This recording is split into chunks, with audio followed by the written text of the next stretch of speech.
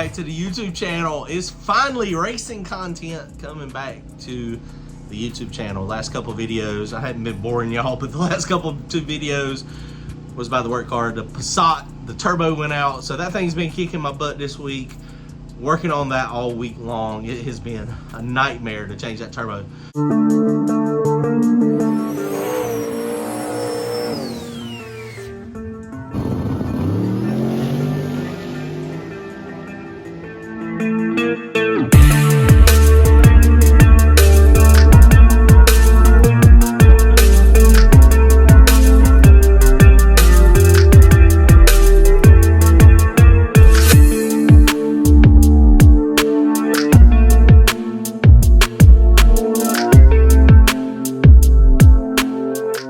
Finishing this thing, hopefully. I got my parts and pieces. Not going to be able to put the wheelie control on it. I got that stuff from Glenn Payne, Mad Racing. That stuff looks phenomenal. I'm not confident in my wiring ability and my setup in such short notice. He says it's not going to be bad to do, but I just I'm not going to have time to finish it this weekend to get it on. I am going to try to get the vacuum pump on. That is one of the things that I would like to do. A couple things on the vacuum pump. Hopefully it'll help keep the oil clean, and hopefully it'll help with drain back. Got to decide exactly how I'm going to run the vacuum lines yet. I don't know. A couple theories I've got, but I don't know. We'll see which one we decide here in a minute. I'll let you know which one we're going to do. We will be racing at 710 tomorrow. They're also racing back at the track on Sunday at Thunder Valley. We're not going to make that. We're going to go spend Christmas with my mom for Sunday. So Saturday is the day for us. 710 back at the track. That's going to be really fun. It's going to be exciting. We'll see how it goes. Since I'm not going to have the wheelie control, I'm going to have to take some weight out, which is a different surface than dig or die. It is a little bit faster than dig or die, probably by half a second or so. So we got to get our wheelie under control. All we're going to do is take some weight out of it. We're going to take some bias out of it. So hopefully it'll be good. All right, let me show you what we got going on. We're going to get this thing mounted, and hopefully it works out. Check it out. All right, guys, so here she is. This is the way it was last week when we got the pump. I did get the pulley ordered. We ended up with a 28 tooth pulley. Got that all on there, and we are going to end up mounting it over here. So we got the belts ordered up. What that means, to get everything lined up, right now the fuel pump is running off of the big pulley, and we're going to change that. We're going to slow the pump down just a little bit. Perfectly fine for what I'm doing. That pump is way overkill for what we got anyway.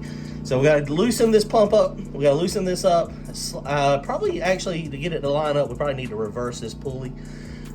Make it so that the little nub is facing toward the front of the car, and then that'll get it actually pretty close. So that's what we're going to do first. We'll do that, and then we'll get the vacuum pump on. All right, guys, got the fuel pump pulley off. See, this thing is very simple. The pulley is mounted to the lollipop. So the pump is actually separate. So this makes it really easy. And if you damage something, it's easy to fix it for the most part. But you see, it's just got a key in it. And then basically it's just got two set screws that tighten down on the shaft and the cotter key to make it so that it does not spin. Now, a cog pulley, you generally don't have a lot of pressure on. You don't rely on belt tension to actually turn this thing. You see how it's got this is the old style, the Gilmer style, 1/2 inch wide belt, but basically you're relying on the cogs to turn this. So you want a little bit of slop in the belt, and that's one of the things. So this thing doesn't have a ton of pressure, like side pressure on it, but it does have a lot of pressure, you know, spinning it. But that pump is pretty easy. This is real simple to do. But one of the mistakes you see all the time, people put these belts on too tight and they'll break the belt, or either they'll have other issues, but that's usually just when it's too tight. So I'm gonna just turn this around this way. It was like this, and that'll get us lined up with the pulley in the back. Okay, guys, well, that is done. So that was very simple. See, it's hard to tell, but that is pretty close to being straight. It's got a guide on both of those, so there's no chance it's going to throw the belt. When I get it cranked up, if it looks like it's running too far from one side or the other, I can move this pulley in or out. So everything looks fine there. So now it's time to mount the vacuum pump. We're going to do it over here in this spot. 2 hours later, okay, we got this thing done. Mostly. You see, we still don't have our fittings in there, but that is the permanent location. Fits pretty good. The only thing that worries me about this whole deal, and I know people have had it happen before, is my turbo inlet is right here, and there's all these belts. I think I'm gonna put one of those turbo guards on. I need to measure this to make sure that I can get one. You know, for what we're doing, those things don't really restrict it, and the holes are pretty big. They're like 1/2 inch in diameter. So, I mean, it would stop big stuff from going in there, not necessarily hindering the airflow. And you see this wheel's already got some damage on it from stuff getting sucked in there from this.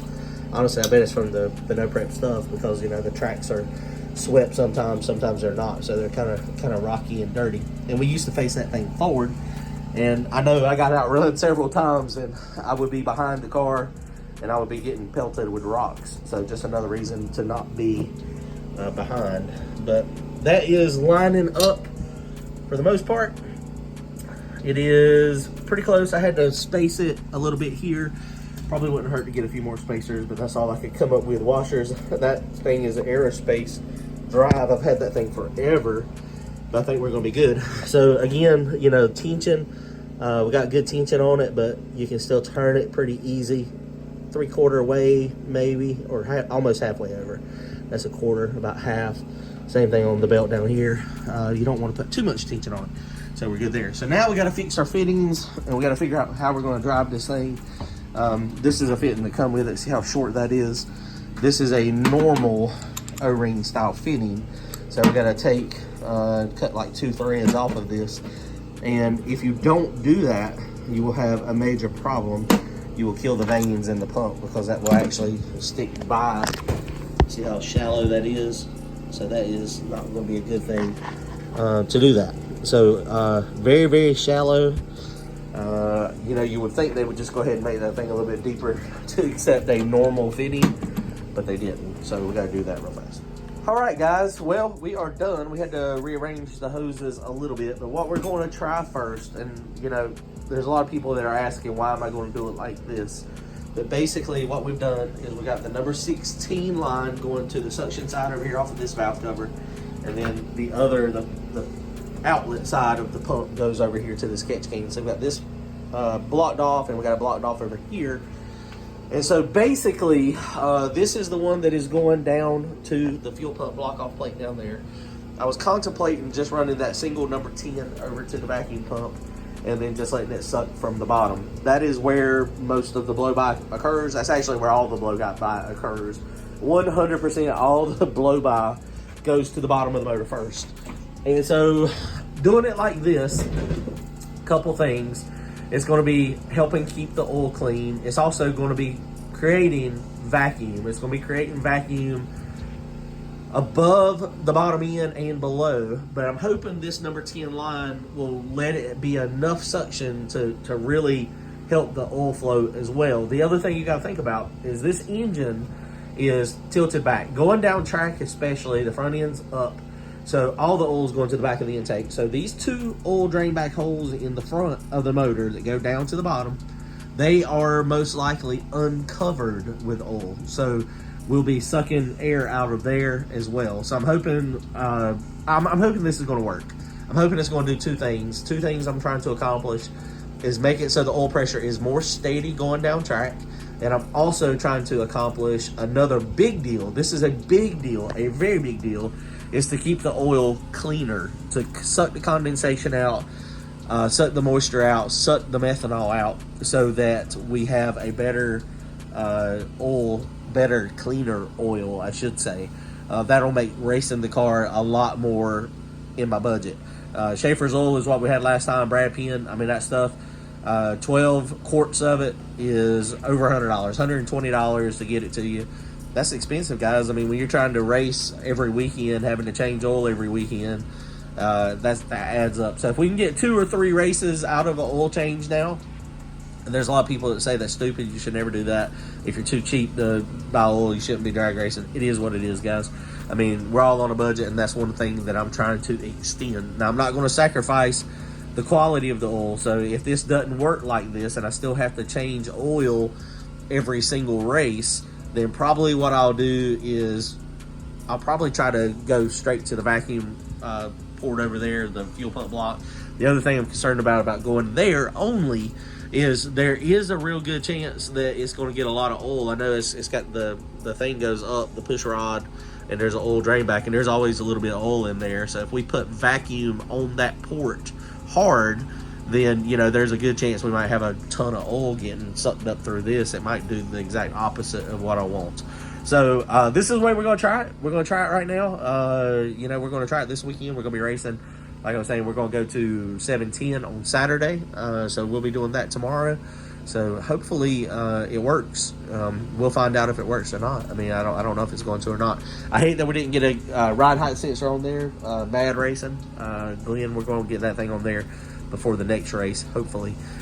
Just need some time to set it up. This is real easy to set up. So we're going to prime it up real fast, crank it up, and see if it runs. Let's see what it does. It's really cold outside. I mean, it's like 40 degrees. We're definitely going to have to crank it on the brake clean.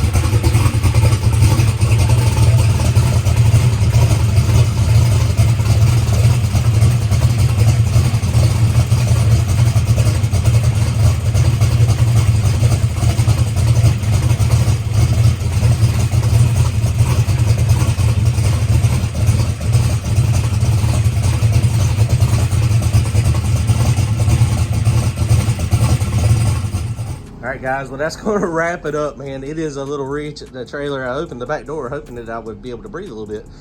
But that downpipe facing right there, whew, it's tough on the lungs. Should probably open that door over there. Vacuum, it does have good vacuum, just sitting there slightly revving it. So we'll see how it works out, guys. Oil pressure was nice and steady. I mean, I don't know. We'll see. It's a guess. Your guess is as good as mine. 710 dragway tomorrow. Come see us. Gates open at 12. I think first round is like 3 or 4 o'clock. There you guys. Comment, like, and subscribe.